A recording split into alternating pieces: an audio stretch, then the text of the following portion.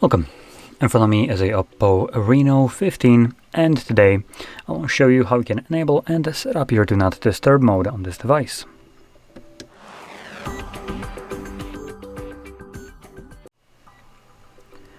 So, to get started, you will want to swipe down from the top right side of the screen, which brings down toggles.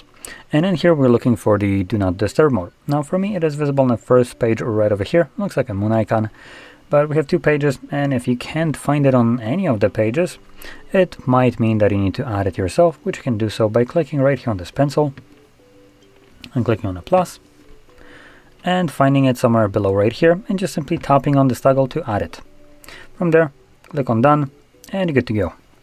Now when you see this toggle now in this list, first time around I recommend holding it and then selecting more settings. Now this will take you to the settings where you can customize how this mode will function. Though, to be completely honest, on OPPO, this section is relatively limited. So we can set up things like schedule, we can choose who can call us and message us at the same time. There is no separation one from the other, like every other device has. And we can choose exclusions for applications, along with calls option. When you select it right here, having a exclusion, so if someone calls you twice within a 3-minute period, if this is enabled, they will bypass whatever you have selected right here. Now for schedule mode, if we go in here, you can see there's one pre-made, sleeping 10 p.m. runs till 7 a.m. every day. Now if you're planning to use it, you can turn it on, off, whatever you want. You can create multiple. You can also tap on this to edit the existing ones. You can choose the days of the week. For instance, I can deselect one.